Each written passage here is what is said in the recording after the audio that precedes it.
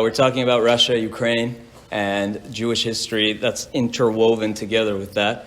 Jews played a huge role in the history of Russia and Ukraine, and Russia and Ukraine played a huge role in the history of the Jews.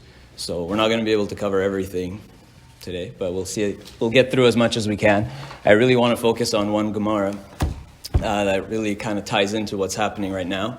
And if we have time, we'll also analyze the conflict a little bit beyond what we see just in the media. Okay, so just a little bit of background. I'm going to take you back in time, do a little bit of history. You remember the Roman Empire? Everybody remembers the Roman Empire. How does the Roman Empire come to an end? You remember this whole story? How the Roman Empire falls apart? So a couple of hundred years before it falls apart, the Roman Empire gets very large and very hard to administer. And so it gets split in half. You hear of this before? There's a Western Roman Empire and an Eastern Roman Empire. And so the Western Roman Empire was centered in Rome, in Italy, and the Eastern Roman Empire was centered in... Not yet. In Constantinople. So if you remember the Emperor Constantine, who was the first Roman emperor to convert to Christianity, he decided to make a new capital for himself in the East. Right? So there was an old city, Byzantium, a Greek city, right on where Turkey is today. And he built on that old town a new capital city. And of course, he named it after himself. So it's Constantinople, which today is Istanbul, right? Istanbul is Constantinople, right? So Constantine builds the city for himself, and for this new Eastern kind of Roman Empire. And what ends up happening is the Western Roman Empire falls apart. As we know, it got overrun by all these barbarians and whatever at the end of the 5th century. But the Eastern Roman Empire survives that and actually flourishes and kind of becomes this new Rome. So today we refer to it as the Byzantine Empire, but that's just for like historical reasons, just so not to confuse the two Roman empires. But really, they never called themselves Byzantines. The people in the Eastern Roman Empire just always called themselves the Roman Empire. They were Romans, right? And the emperors were Caesar, and that's it. So it just continued. So this was the second Rome was Constantinople, after the original Rome in Italy fell apart. So why do we need to know that? Because the first source that I want to share with you is from the Emperor Constantine VII. So that was Constantine I, who built Constantinople. Now we're going to Constantine VII in the 10th century. So Constantine VII was not so interested in running his empire. He always had some co-emperor or somebody else doing the work for him. He was more of a scholar. He wanted to learn. He was, an educator or whatever. He really loved history, and he felt like history is disappearing. People are forgetting things. So he actually wrote a number of really important texts that are important for us today because it gives us a glimpse into that world over 1,000 years ago. And he wrote a lot about the history and the geography and all that of the empire and the regions around the empire. So in one of his books called De Administrando Imperio, okay, I butchered that. So he wrote like this. He tells us the history of Kyiv. And he says that there were 3 brothers whose names were Ki, Shek, and Horiv. And they built the stronghold of Kyiv, also called Sambatas. That's what he says. And who were these 3 brothers? They were Khazar brothers from Khazaria. There were 3 brothers from Khazaria that built the city of Kyiv. Sambat. Actually, in all the early sources, especially in Arabic sources, it's always called Sambat or Zambat before it's called Kyiv. And what is Khazaria? Who remembers Khazaria? Anybody read the Khuzari?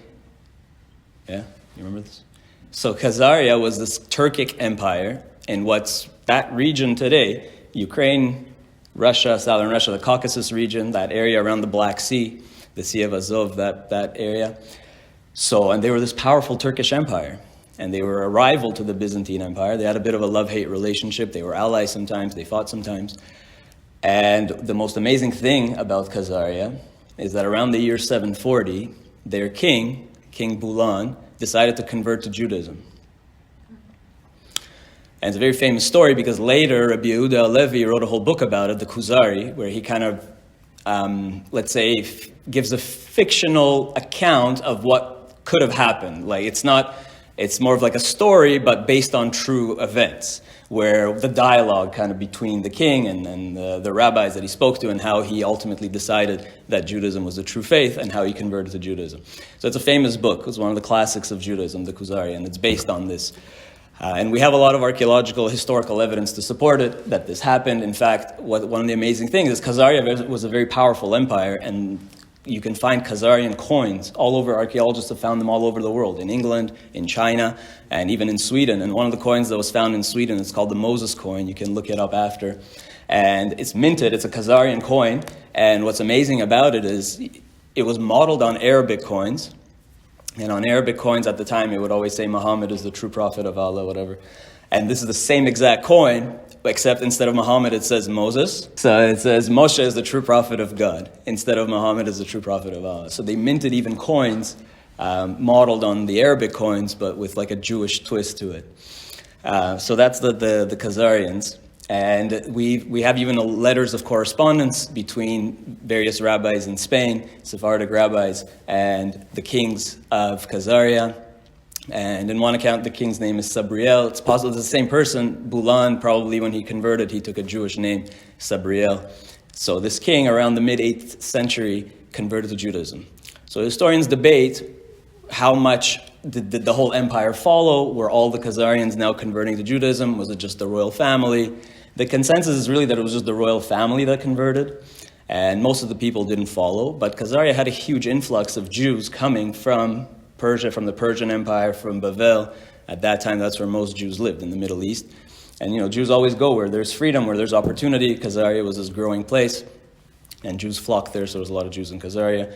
And maybe you heard of this because sometimes people talk about the origins of like Ashkenazi Judaism as if they came from Khazaria, which is not true. It's for some reason this like legend that gets passed around a lot, that once the Khazar Empire fell apart, that all those Jews fled west to Europe, and that kind of gave rise to the Ashkenazi Jewish community. And it's not true. Like, genetic analysis has already been done, and historical and everything, and there's really no evidence to support that, but you hear that a lot. Sometimes you hear it in like anti-Semitic kind of conspiracy theories, that they're not like real Jews, they're imposters, they're Khazari Turks or whatever, but it's all nonsense. So, but the Khazars were legitimate, the royal family legitimately converted to Judaism and had a legitimate large population of Jews that migrated there.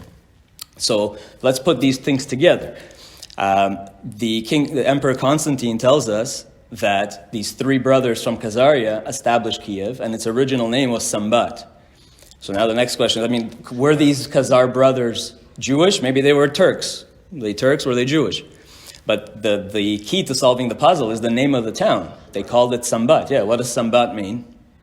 Does it ring a bell, this word Sambat? Where do we hear that word? Maybe. It's related to Shabbat. There's a very important word. There's this idea, a very ancient midrash, of the river Sambation. You ever heard of it, the Sambation? Right, so 2,700 some years ago, when the Assyrian Empire destroyed the northern kingdom of Israel, right, they exiled the so-called 10 lost tribes, right? 10 of the tribes were kicked out of Israel and went wherever, and there's this kind of myth of the 10 lost tribes.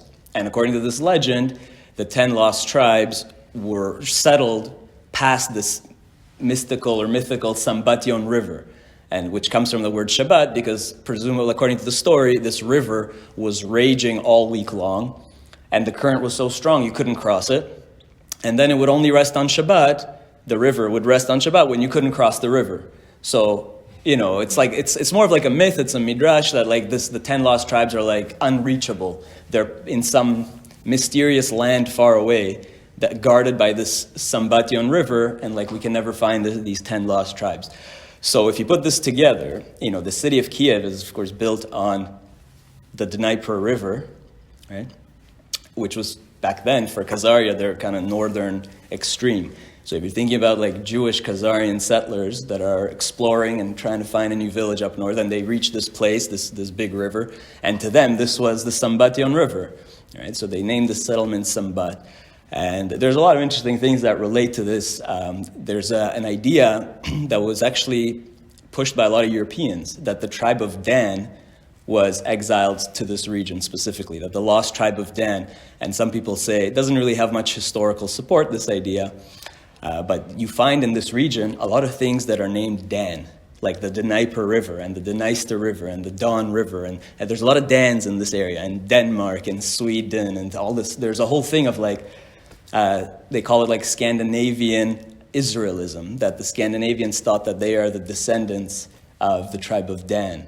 And you see a lot of Dan. And like, what does Denmark mean? It means land of the Danes, land of the Danes. Right? Some people say that their origins are from the tribe of Dan, because they themselves don't know where the Danes came from. So they think maybe the Danes came from the Danes, right? They got exiled, they went north, right? So again, it doesn't have much there's no historical support for this. It was just an interesting idea. So perhaps these brothers thought that they had found these lost tribes or whatever it is, but they named the settlement Sambat, and it becomes Kyiv.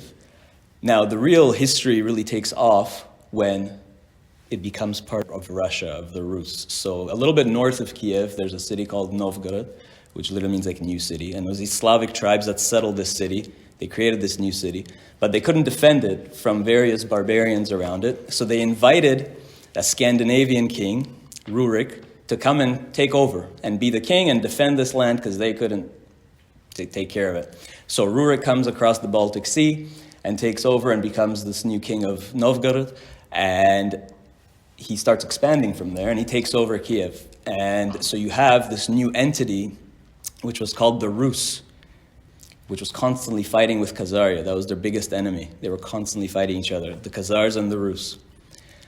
And the Rus, the name, it's not clear where the name comes from. Either it comes from the first king, Rurik, or it comes from the rowers that came, the rowboats, the rowers that came across the Baltic Sea, who were called the Rutsi. So they were called the Rus.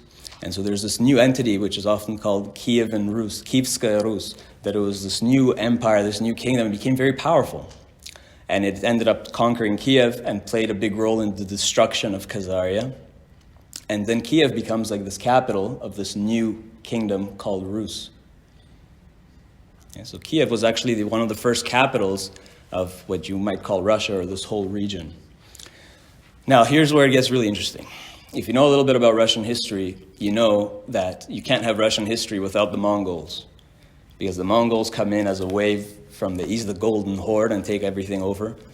And there's this new kind of, they were called, you know what they're called in Russian? They're called the Tatars. Tatar. You know what Tatar comes from? Tatar comes from the Greek word Tartarus, which means hell. Like, these were like demons that came from hell, that came and they just raped and pillaged and destroyed everything, and they burned everything down. In Kyiv and every city, they burned everything down. And so the Tatars, the Mongols, were ruthless, and they were ruthless. Get it? They were ruthless, and they took everything over and then crushed everything. And so that now, after Khazaria, really, the Tatars were the main enemy, and the Rus were always trying to fight off these Mongol invaders that are constantly coming across from the east and pillaging and stealing everything. And during this whole time, over the years, this new city becomes the leader in the defense against the Tatars, and that new city is Moscow. Okay, so Moscow becomes like the new place to be. And Moscow actually ends up succeeding in completely destroying the Tatars, or stopping them, and unifying this whole region. Okay, from Kyiv and Novgorod and Moscow, and unifies this whole territory. So during the time of Ivan III, that this took place, that he was able to finally subdue the Tatars. And this is where it gets really interesting, because at the exact same time that this is happening, and this is the mid-1400s now, mid to late 1400s, at the same time that that's happening, if you remember what's happening in Constantinople, the Ottomans are coming from the east, the Ottoman Turks, and they are just destroying the Byzantine Empire. In 1453, they take over Constantinople. They turn it into Istanbul. And then shortly after, the whole Byzantine Empire is destroyed and disappears and winks out of existence. It's gone. And remember, it's not the Byzantine Empire, it's the Roman Empire, right? So the Roman Empire is gone. So what happens now? All these people from Byzantium, from the Byzantine Empire, flee, and a lot of them go north. They go to Russia. And why would they go there? Because it was these Byzantines that actually missionized Russia, made it Christian, and the Russians were part of the Greek Orthodox Church. Right? To this day, there's the Russian Orthodox Church. It's not Catholic, it's Orthodox. It's affiliated with the Greeks. The Byzantine Empire, by the way, they spoke Greek. The Western Roman Empire spoke Latin. The Eastern Roman Empire spoke Greek. And so it was the Greeks that actually really sent all their missionaries. And so Russia was spiritually, culturally connected to the Greek Byzantine Empire. You can see that almost every Russian name is actually a Greek name. Almost everything. Like pick any name, like Constantine is like Kostya is a Greek name, right? And Cyril is one of the people that actually one of the missionaries that went to Russia. And pick any name you want. Ephraim? Yeah. Well, my birth name is Yefim, which is a Russian name, but it's a Greek name. It's Euphemius. And Artur is a Russian name, is a Greek name. All right, but almost whatever. Irina is a Greek name, and Catherine is a Greek name. Alexander. Alexander's Greek. Alexander the Great, right? Macedonia. Yeah. So, except maybe with the exception of like Vladimir and Igor. Yeah. With the exception of like Olga, Vladimir, and Igor, I think almost every other Russian name is Greek. Huh? So, Infamy is your original name? Yefim, my name. The Roman Empire falls apart, and all these people, the priests, go north, and they decide, well, what's going to be the new Roman Empire? So Moscow is the new Roman Empire. So Moscow becomes this third Rome, and it wasn't just like a nominal thing. It was the Russian royal family, which was still the Rurik dynasty, really took on that role and believed themselves to be the new Roman Empire. So much so that Ivan IV, Ivan the Terrible, right, the famous Ivan the Terrible, took on a new title. What was his new title? He wasn't the king anymore. He wasn't the prince or the king, the knyaz anymore. He was the Tsar, right? And what's a Tsar? If you spell it, if you read it the way it's written in English, C-Z-A-R, it's literally Caesar, right? Tsar is just the Russian word for Caesar. So before that, they were called knyaz. They were like a prince or whatever, a grand duke, however you want to translate it. And Ivan IV said, no, from now on, I'm the Caesar, right? So they really took on that idea of being the third Rome. And with that, I take you to the Gemara that I mentioned, because this is really important.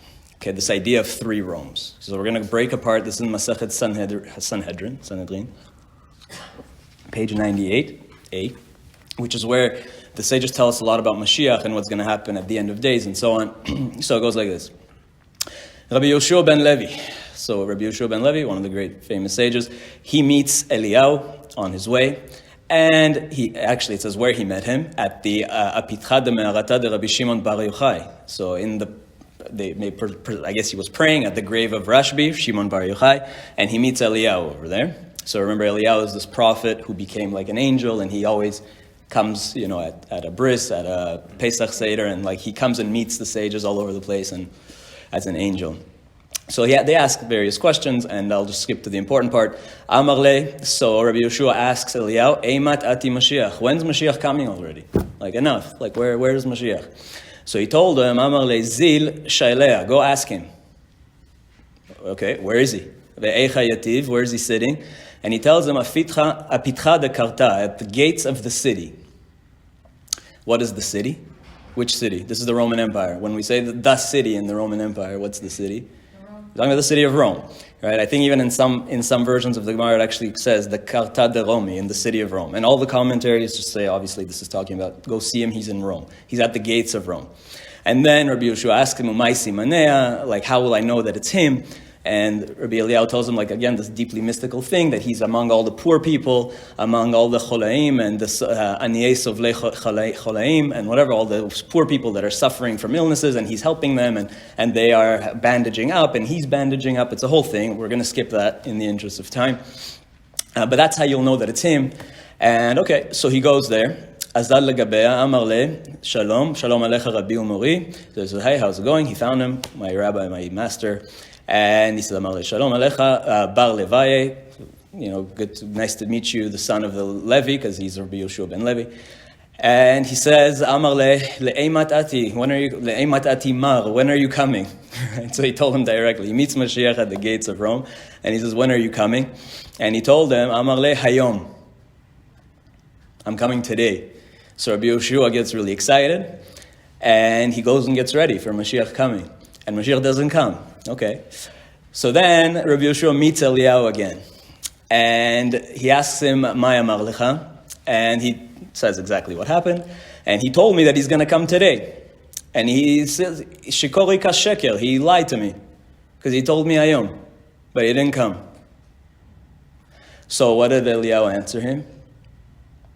The famous thing that Eliyahu told him, no, you misheard what he said. He says, really what he told you is the pasuk in Tehillim that we sing very often, Hayom im bekolot tishma'u. Right? It's one of the pasukim that we read in Tehillim, in Psalm 95. We read it at Erev Shabbat also. It's one of the pasukim there. Hayom im bekolot tishma'u. He'll come today if you listen to Hashem's commandments. I'll listen to Hashem's voice. So if the Jewish people fulfill God's commands, then Mashiach will come immediately, right? There's this idea that Mashiach is present, a potential Messiah is present in every generation. If we merit it, he'll reveal himself immediately, right? So the fact that Mashiach hasn't come until now, on the one hand, is a little bit discouraging and sad and whatever, but on the other hand, it's also, there's something positive about it, which is that God is giving us time. Right? Like he's giving us an opportunity to fulfill the mitzvot and actually merit it in a good way. But there is a deadline, right? What's the deadline? 6,000 years, right? We're at 5782 right now. So now we have to put it all together. The Gemara continues. That was the intro to Mashiach being at the gates of Rome. But this is really what I wanted to quote here. Shalu talmidav et Rabbi Yossi ben Kisma. So now the students of Rabbi Yossi ben Kisma are asking him a question. Matai ben David ba. Again, when is the son of David coming? When's Mashiach coming? And again, there's a long thing. I'm just going to quote the relevant part. And he says like this, Mashiach is going to come when? Ksheipol ashar hazeh, this gate, again, referring to the gate of Rome. Ksheipol ashar hazeh, veibaneh, and it'll be rebuilt. Veipol veibaneh, and it'll fall again and be rebuilt. Veipol, it'll fall a third time. Ve'ein maspikim libnoto ad sheben David ba. Livnoto ad sheben David ba. So, there will be this gate, Rome, will fall. So just in context, this is happening before the fall of Rome, right? This is like, we're talking about Talmud times. So this is like 2nd, 3rd, 4th century, right? So Rome fell at the end of the 5th century, the first Rome. So saying Rome will fall. Then there will be a new Rome, and the second Rome will fall. And then there will be a new Rome, a third Rome. And the third Rome will fall, but there won't be a fourth Rome. There's only going to be 3 Romes. And then Mashiach will come. So at some point after the third Rome falls, Mashiach will come. And what was the third Rome? Moscow, right? Now, it's important to remember, in Chazal and Midrash and Gemara, how do we always refer to Rome, to Romans, to this entity, to this empire? What's the term for Rome all the time? It's always Edom, right? Mm-hmm. Edom is Rome. Right? There's like the world of Ishmael, the Arabic Muslim world, and there's the world of Edom. Now, what's Edom? Where does the word Edom come from? Edom is Esav. Esav is Edom because of the red, right? He was born red and he had the red lentil, whatever, the red soup. So Edom comes from red. So this Rome is always associated with red. So if you think about Moscow as well and Russia and what it stands for and the whole idea of the Red Empire and the Red Square and the Red Army, everything is red and their red communist flag that used to be red now. So we have Rome, Constantinople, and then Moscow. That's how you started the conversation today. Right, we have 3 Romes. The first Rome fell, Constantinople fell, and now there's Moscow. And again, Moscow is this red empire, right? Edom. So let's see. Now we have to figure this out. When is the fall of Rome? Right? And tying it into, you had this Soviet Union, which was for sure all associated with red, right? The Soviet Red Army and so on. And the Soviet Union falls apart. Mm-hmm.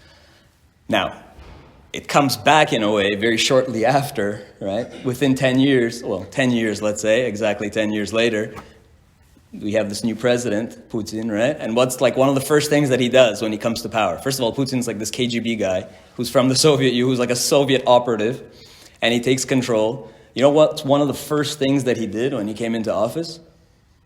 He changed the Russian national anthem back to the Soviet national anthem. That's like one of his first acts in office, right? So he makes a very clear statement, like we're back, right? KGB is back in control. It's the same anthem. We're going to go back to the Soviet Union, right? And he has these designs to rebuild the Soviet Empire, right? Which is a lot of what's happening today. this argument of this. There's this nationalistic argument in Russia that Ukraine is part of Russia, right? It's always been part of Russia. Kyiv was like a Russian capital before Moscow, right? They'll argue that the word Ukraine does not exist without Russia, meaning, let me explain like in Russian.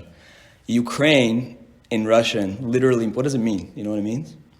It literally means the border, like krai, right? Ukraina. It literally means the edge, the border of the Russian Empire. And just to solidify, like when you speak about Ukraine, you don't say that you're in Ukraine. You say that you're not Ukraine. You say that you're on Ukraine. Because, just like you wouldn't say that you're in the border, you're on the border. Right? It's like even the grammar of how it's referred to is in relation to Russia. You are in Ukraine, the country, you say, I'm on You're on Ukraine. You don't go in Ukraine. You're on Ukraine. You're not Ukraine. Whatever you are in Ukraine. Yeah, you're on Ukraine. Right. So that's like how at least that's how it's been traditionally used grammatically. I'm sure people today use it both. Today, yeah. Historically, though, go back 500 years. There were one people. They were one. The first instance, the word Ukraine only first appears again in the time of the Ivans, Ivan 3 and 4, as again this referring to the borders of the edges of our empire. All right. So this like Ukrainian kind of nationalism is more recent. It's a more recent thing. It probably started about 100, 150 years ago when a lot of the nationalist movements started in the late 1800s, early 1900s, right? So that's the Russian argument. So a lot of the Russian nationalists, they're saying, listen, we're one country. Like, what is it that we've been artificially divided? Although Ukraine certainly has its own kind of language, which is still very similar to Russian, but culturally it has some different differences. Like Eastern Ukraine is very similar, much more similar to Russia, and is very heavily Russian, and even generally most people there are Russian Orthodox. And then in the West, you have some who are Catholic, and you have some who have the Ukrainian Orthodox actually separated from the Russian Orthodox. So you have the Ukrainian Orthodox, and you have the Russian Orthodox, and you have the Catholic. So it's like a mosaic, you know. This land was ruled by Poles. Poland at one point controlled this, right, and then Russia and so on. So it went back and forth between. It never really had its own independent existence until the fall of the Soviet Union. When did the Soviet Union fall? 1989? Yeah, officially in 91. It began in 89, right? So in November 89, when the Berlin Wall came down, and then it took 2 years for everything to make it official. And that brings us to this important calculation. So in the same place in Sanhedrin, what we're reading here, it says like this, that the world, like we said earlier, is supposed to exist. Civilization as we know it is supposed to exist for 6,000 years. 6,000 years. How do we know that? From many places. It's like all over. You see it right in Bereshit. Because Bereshit bara Elohim hashamayim va'et haaretz, the first verse of the Torah, the letter Aleph appears 6 times in that first verse. So God created the world, and there's Aleph appears 6 times. What's Aleph? Aleph literally means 1,000, right? Aleph is Elef. So 6,000, that's it, 6,000. 6 days. Bereshit also literally means in Aramaic, he created 6. Like he created for 6,000 years. And you can even parallel each of the days of creation to a millennium of human history and see how actually the Torah kind of secretly encodes and prophesizes what will happen in those millennia. So hopefully we'll do that in a future shiur soon. There's 6,000 years, right? And each day, we also read in Tehillim that like in the heavens, 1,000 years on earth is like a day in the heavens, right? Elef shanim be'enecha keyom etmon. That like 1,000 years for us, for you, for the heavens, for God is like one day. So a day is 6,000 years and so on. A day is 1,000 years, and we have 6,000 years, which corresponds to like a cosmic week. There's 6,000 years of history, and then the 7,000th is like the cosmic Shabbat, right? 1,000 years of Shabbat. And before that Shabbat, we have this messianic age to get the world ready for like a totally spiritual millennium. So when does that messianic age begin? In 6,000 years. No, at 6,000 it's Shabbat. 240 years before the 6,000. Why that much? Eh? Why that much, though? Why that much? I have to remember. It's correct. It's good. That's exactly right. The question is, at 6,000, that's already the Shabbat, the cosmic Shabbat. But when does the Messianic age to prepare for that begin? Because you need time to prepare for Shabbat. So don't you prepare the day before?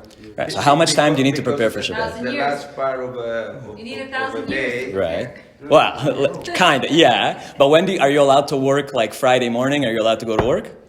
Yeah. Sure, you're allowed to go to work. So you don't need the whole Friday to get ready for Shabbat. Right. When do you start getting ready for Shabbat? Afternoon. Officially, in the afternoon, right? That's 6 hours before. The Jewish day and night, we always split into 12 hours, right? There's a Shazmani. We always go into 12 hours of day, 12 hours of night. So you have Chatzot is like the middle. 1/4 is right? 250.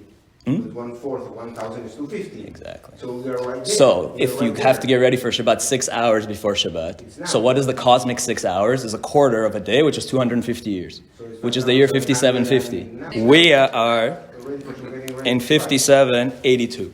So 5750, do your math. Yeah. How many years ago was that? 32 years. 32 years ago, right? Which is exactly when the Soviet Union collapsed, right? So, just to make it clear, Rosh Hashanah of 5750 was September 89, and then in November 89, you have the Berlin Wall falls down, right? So you literally have, it's like so the Moscow falls, right? Like the Red Empire falls right at the start of the Ikvot Mashiach, of the Messianic age. And remember now the prophecy, when the third Rome falls, there won't be a fourth Rome. So at that time, many people thought, okay, Mashiach's coming. People who knew this, obviously, which in the religious world, including mainly the Lubavitcher Rebbe. Because the Lubavitcher Rebbe plays a big role here, because the Lubavitcher Rebbe also played a big role in bringing the Soviet Union down. Right? He was very instrumental. He was very involved politically. He was always sending his shlichim there in secret and making sure the Jewish life is going and doing whatever he can to thwart the communist spread. And the Lubavitcher Rebbe, everybody was expecting him to be Mashiach. And now here is this, we're in 1991, right? Everybody thinks he's Mashiach. Now this is happening. The Soviet Union falls, right? Jews are coming en masse to Israel. Right, like 1 million people from the former Soviet Union. He died in 94, right? So those last few years, and it seemed like imminent. It seemed imminent, and on top of that, there's an idea. If you read Isaiah chapter 63, it describes Mashiach as coming mize ba me Edom. Remember, where's Mashiach sitting? At the gates of Rome. Yeah. Right? Mashiach is in Rome. He comes from Rome. And the Lubavitcher Rebbe came from Ukraine. He was born in Ukraine. He was born in Mykolaiv, which is Nikolaev today. Or they changed it to Mykolaiv today. He was born in Nikolaev, and now it's Mykolaiv. Yeah, he was born in what's today Ukraine. Right? Not that he considered himself Ukrainian, but he referred to himself as like coming from Russia or whatever, like the Russian speaking, right? But basically everybody's Russian speaking. Like today Ukrainians try to push their own language, Right. but still most Ukrainians speak Russian, like pretty much all of them speak Russian, right? And for a lot of them, it's their main language. So even though right now they're trying to, as much as possible, to get away from Russian and not use it, but everybody from the former Soviet Union speaks Russian. Basically, that's their first language. So Mashiach coming from Edom, a lot of people played that into this idea of the Lubavitcher Rebbe. He's Russian, he's from Edom, and it's coming down. And so you can see how this actually to explain also the messianic fervor around the Lubavitcher Rebbe. Right? And there's little, like we said, there's a Mashiach in every generation, right? So there's an idea that there's always a potential Messiah in every generation. So there's no reason why he couldn't have been the Mashiach, right? So now we are where we are today with this current conflict. So we already said that Rome fell, or the third Rome fell, but did it really fall? Because it came right back. It never really, is this really the conflict that'll bring down Rome officially? Is that really what Rabbi Yossi was really talking about? Because Putin is just the continuation of the Soviet Union in some ways, in many ways. In terms of the way that he is controlling the country right now, he's 100% from the Soviet playbook, right? No dissent, no nothing. You get arrested for the smallest little thing. You just put up a peace sign and you get arrested, right? So very Soviet style. Having said that, let's look at some of this. We'll finish with this, looking at this conflict a little bit, both sides of the conflict, right? Because for Ukraine, this is like just a military aggression. This is just Russian nationalism. They're just trying to take over this Ukraine that's trying to be independent, that's trying to join the European Union, that's trying to become more European and detached from its Russian history. And they are distinct people. And what is Russia now coming in and killing us and whatever? So yeah, that's very valid for sure. We have to look at also Russia's perspective here, which is not being presented in the media, because Russia is just like the villain right now. And they are the aggressor, there's no doubt about it. But if you listen to what they're saying also, there's a few claims that they've brought up. Right? We're going to ignore the nationalist claim that Ukraine is part of Russia because, whatever, that's ridiculous. It's ridiculous because everything was once part of something else. Right? So Ukraine's already an independent state, that's it. It's too late. Right? You're not going to reabsorb it. They already have a strong nationalist, independent identity. But then there's this, like, Putin keeps saying that he's denazifying Ukraine. Supposedly that they're Nazis now or whatever, or somebody's now, or in Eastern Ukraine they're Nazis. Now on that, he has a point, because the Ukrainian military or paramilitary, it's hard to distinguish between what is the Ukrainian military officially and what's like a paramilitary group. But one of their biggest forces is the Azov battalion, which is 100% neo-Nazi, and like doesn't even deny it. And I actually just saw one of their founder, who's saying that the role of the Ukrainian nation is to liberate the world from the Semites, right? And to the Untermensch, the subhuman whatever, and to bring back the Aryan race, like white supremacy. So like they're very unapologetic. They were the ones that killed the Jews at the Also, of course. Most of the Jews. Yeah, they helped, they collaborated. They were Many of them collaborated with the Nazis. We're very proud to wear their SS uniforms. We know one of the worst massacres was the Babi Yar massacre in Ukraine and so on. So they were very happy to collaborate. Many of them, again, not all of them, right? You can't, not all of them. There are many Ukrainians also under the Chasidei Umot Olam, the righteous among the Gentiles in Yad Vashem and so on. But also there is a strong kind of like fascist neo-Nazi element there, right? And the Azov battalion, it's the only military in the world, the Ukrainian military, that has an openly neo-Nazi group in it, right? That doesn't even like try to deny it. like nowadays. Now, today. When just what it is. Today, it's the only military, certainly in the Western world, that has an openly neo-Nazi group incorporated into the military. So that's a big problem, right? Are they running the country? No. But they do have a political party. Is it conceivable that they might gain more seats with time and you know, make Ukraine a neo-Nazi state? It's possible. Is it unlikely? But it's possible. So does Putin have an argument there? He has somewhat of an argument, right? Maybe it's overblown, but there is a Nazi aspect there that has to be. There is a serious anti-Semitism problem in any case. It's just that could be a fact that part of his propaganda that he just wants Of course. Oh yeah. So if you saw his rally recently, he had like 200,000 people in a stadium, and like the big sign behind him was like, "A world without Nazis." That's like, he's going all in on this. I'm denazifying Ukraine. His main thing though, and what he's been saying constantly in press conference and so on, is that, listen, we cannot have Ukraine join NATO. Right? It's right on our doorstep. We can't have the U.S. now building bases here and putting missiles here. Right. In the same way, the U.S. will never allow, or Cuba, right? How many times has the U.S. tried to invade Cuba, assassinate its leaders, whatever, to prevent Russia from putting bases and missiles there? Right? So it's the same thing. Right? The U.S. doesn't want missiles in Cuba. Russia doesn't want missiles in Ukraine. Right? It's right on their doorstep. So they don't want Ukraine to join NATO. They're saying this has to stay neutral forever. And that's one of the things that they're asking in the negotiations right now. Ukraine has to guarantee that they will never join NATO. It has to stay a neutral territory, a buffer zone between East and West. And he said that like this, if that doesn't happen, it can cause World War III. Because if Ukraine joins NATO, and then there's some conflict with Russia over whatever, imagine this Azov battalion starts something, then Russia has to respond, and then all of NATO has to respond, and now you have World War III. So he said that I'm actually not starting World War III, I'm trying to prevent World War III here. Right? So you have to, like, there's two sides here. Right? And the most interesting argument right now, if you've been paying attention the last week and a half, is both sides are accusing each other of the same thing. Mm-hmm. Russia has been going out saying, having its generals and its spokespeople showing, look at all these bioweapons facilities we've destroyed. Ukraine had a lot of bioweapons research facilities during the Soviet Union. And after the Soviet Union collapsed, America took them over.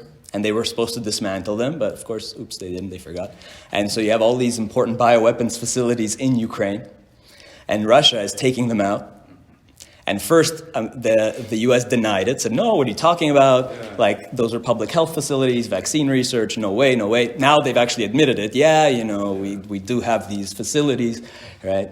Dare I say, similar to the Wuhan lab, right, in China. Yeah. So Russia's claiming that they're trying to prevent like another bioweapon attack on the world. So that's been their argument. The U.S. first was denying it. Now, if you've been listening, the U.S. is accusing Russia of wanting to launch some bioweapons.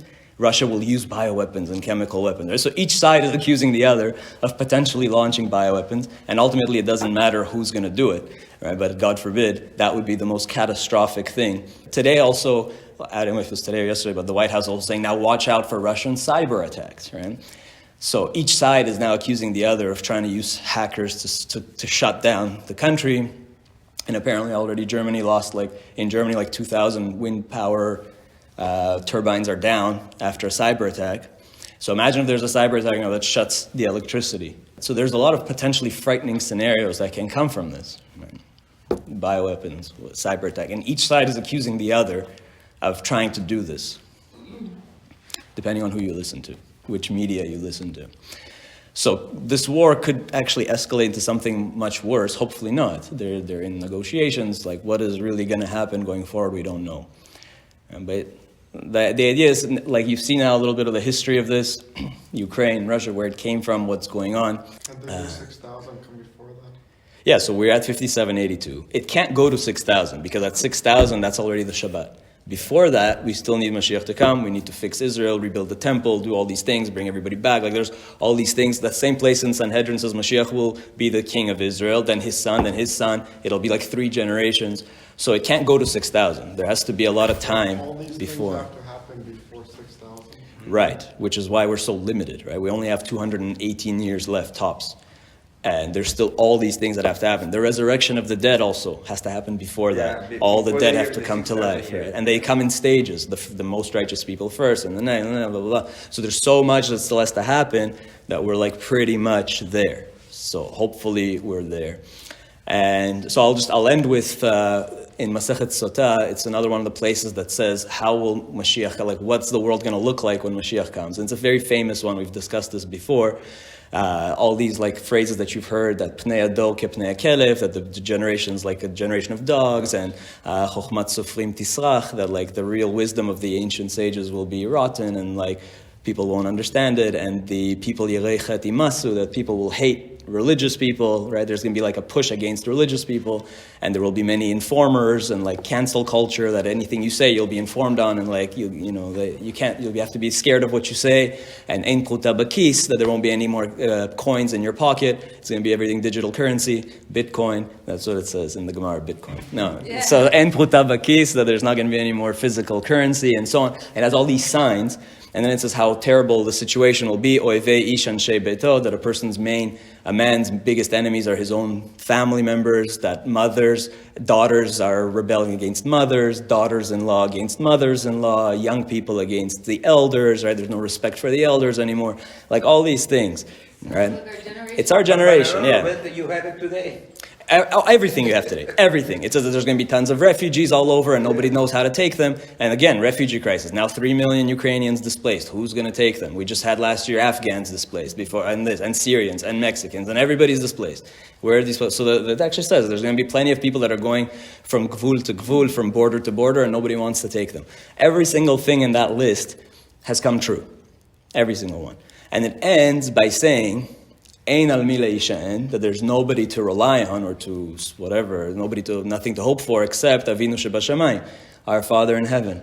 And one of the most powerful things that I heard a long, long time ago, I don't remember really who first said this, but I remember hearing this in yeshiva a long time ago, and it was like, and said this, that last sentence, that Ein al mi leishaen, is also part of the problem of that generation. So it's not like there's all these bad things, that there's nobody to rely on except God.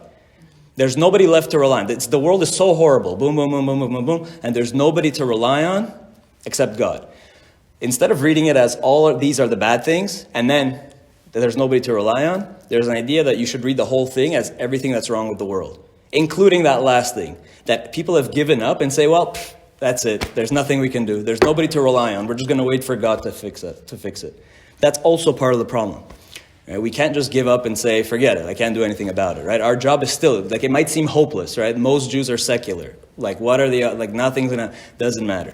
And that was the Lubavitcher Rebbe's also his vision in saying, like, it really doesn't matter. You go out and you reach out to every Jew. You go on the corner and you put tefillin on every Jew. What's the worst that can happen? He'll tell you no. Right? But you go out and you try to reach everybody and you try to awaken that spark in every Jew. And that's how you get, you bring it back. So that's really what we have to do. That's our mission. They did a great job. An amazing job, exactly. Amazing. All over the- All right, so now though, you have to also keep in mind that all the prophecies about the Messianic age had never happened before until now. Including, you just have to read Yechezkel. Because read what Yechezkel chapter 37, 38 says. And by the way, that's where it talks about Gog and Magog. And where is Magog? According to the earliest source that identifies Magog, Josephus, he says Magog is Scythia. And Scythia would later become Khazaria, which is Ukraine and Russia, basically. Right. So the idea of Gog and Magog, there is an opinion that it's also, and Ezekiel says, and all the prophets say, that the final war will come from the north. They all say it's from the north. And in what's directly north of Israel, just Lebanon, Turkey, and that's it, and Russia, and Ukraine. What about Iran? Iran is there too, right? So you read Yechezkel chapter 37, 38. Gog and Magog, who does he ally with? The first name, Paras, right? Rosh, Meshech, Vetuval, and who are his enemies? Who are his supporters? Paras, Cush, it's Togarma, Turkey, Africa, all of Paras. So I'm just saying, Ezekiel says, when's Mashiach going to come? Read it carefully. He says, first there's going to be a Churban. First, Jews are going to be decimated. Following the Churban, they're going to come back to Israel, reestablish a prosperous state. Then Gog and Magog will happen. So are you saying that Gog and Magog is related to what's happening now in Ukraine? I think it very well could be. Maybe, we don't know. We don't know yet. It's always like you only know after the fact. So you're Because saying that Russia, the Rome hasn't fallen yet, and this could be the fall. I think that Putin's just a continuation of the Soviet Union, because he is literally, he's part of the Soviet machine, right? He was trained, he's a KGB operative, and I don't think the Soviet Union idea really ever disappeared entirely. Moscow didn't fall. It was a very peaceful transition, right? The phrasing of Rabbi Yossi is that it falls and needs to be rebuilt. They didn't lose the Moscow, war. exactly. There was no war. It was a very peaceful, So you just think quick this transition. escalated war, according to your theory? It could be. It could get to that. It could, again, we never know, right? It could be in 2 weeks they sign an agreement and there's peace. And it could be that agreement doesn't last. It's such a fragile situation. So now is the time to help each other reconnect to Torah, to God, and help our friends, neighbors, everybody, family to connect. And hopefully we'll merit the coming of Mashiach very soon. Thank you very much. Yeah, it's beautiful.